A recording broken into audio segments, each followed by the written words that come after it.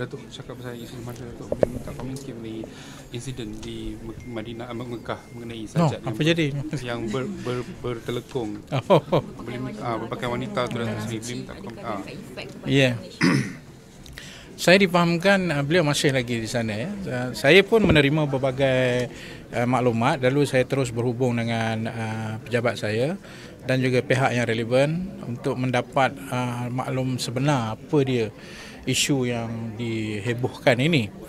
Pertama, setelah mendapat makluman, saya berpuas hati bahawa antara lain yang kita boleh buat satu rumusan awal kepada tindakan beliau itu ialah sudah tentu kita merasa kesal sebab dia telah menjejaskan satu image sebagai seorang yang dalam IC-nya lelaki dan dia seorang lelaki secara biologinya pergi ke Mekah. Saya dipahamkan masa naik flight semua elok pakai secara lelaki dan sebagainya, tapi bila di Mekah ketika dia di Mekah dia berpakaian telekung dan sudah tentu bila berpakaian telekung macam wanita, semua dia punya pergerakan, tempat yang dia pergi, tempat semayang dia adalah bersama dengan wanita dan ini menimbulkan ketidakselesaan daripada banyak aduan yang saya terima daripada jemaah sendiri. Dan orang yang menyaksikan peristiwa itu rasa tak puas hati kerana ia sudah menceroboh dia ruang yang ditentukan ke atas wanita dengan berpakaian sedemikian rupa. Ini sangat menjejaskan imej Islam dan saya berasa kesal dengan perbuatannya dan saya masih menunggu lagi laporan-laporan yang berkaitan kerana saya dipahamkan beliau masih ada di Mekah lagi ya, dia belum balik lagi dan saya juga akan mendapat maklumat lebih detail tentang tour agency yang saya dipahamkan daripada surat yang saya terima juga menyebut tentang isu umrah bersama pengusaha kosmetik ya, kumpulan umrah khas keluarga sajak dan rakan-rakan perniagaan ya, dan bahawa ini adalah satu perkara yang amat kita kesal sebab pihak travel agency ini sepatutnya sudah sedia maklum bahawa Sajat ini adalah satu individu yang agak kontroversial dan bagaimana saya pun tak tahu apa janji dia kalau dia ambil untuk bawa pergi umrah, apa janji dia dari segi tidak menimbulkan perkara-perkara yang boleh menimbulkan, termasuk saya amat kesal sudahlah perbuatan dia itu menjejaskan imej, kemudian dipaparkan pula dalam Instagram seolah perkara itu tidak ada kesalahan ya. Saya bercakap dari segi Islam ya, saya tidak bercakap dari segi hak asasi manusia ke apa, itu saya kurang arif dalam konteks kalau Islam itu tak betul dan salah dan dia kena berhenti. Dalam realiti dia tu menimbulkan berbagai isu, dia tunjuk pula dalam Instagram seolah-olah dia berasa tidak bersalah dan ini lebih memberatkan lagi isu ini. Jadi orang ramai pun marah dan saya merasa kesal.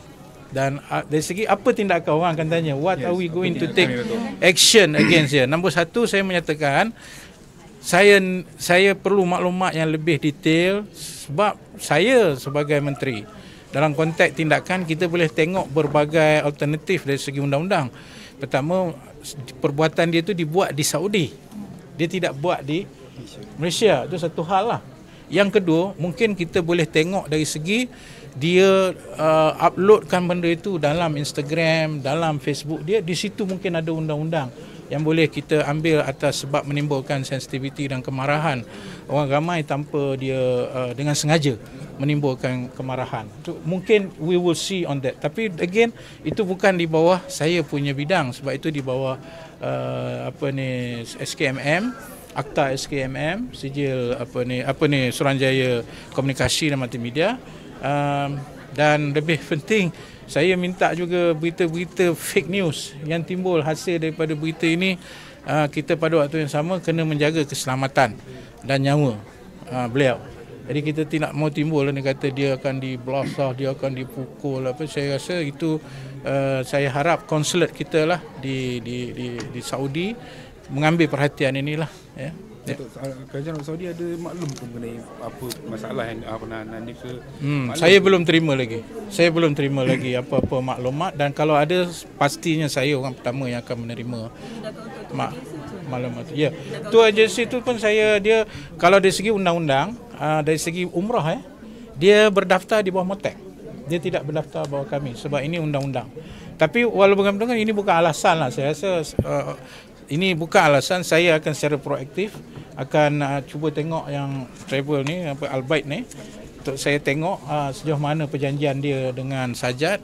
Dan saya dipahamkan Datuk Seri Mufti Wilayah sudah memaklumkan bahawa tidak ada salahnya jika dia pergi dalam keadaan tadilah dia sebagai lelaki lah, dengan memberi amaran supaya tidak menjadikan ini sebagai satu isu berpakaian wanita, duduk pula tempat wanita, dan menimbulkan kemarahan pula kepada publik melalui Instagram dan sebagainya. Ini saya rasa perlu saya akan mendapat detail maklumat dan bekerjasama dengan semua pihak bagi mengurangkan kemarahan ini. Datuk, perbuatan dia ni ada efek tak untuk macam contoh kota haji ke? Tidak ada. Sebab ni nak pergi umrah ke? Tidak ada.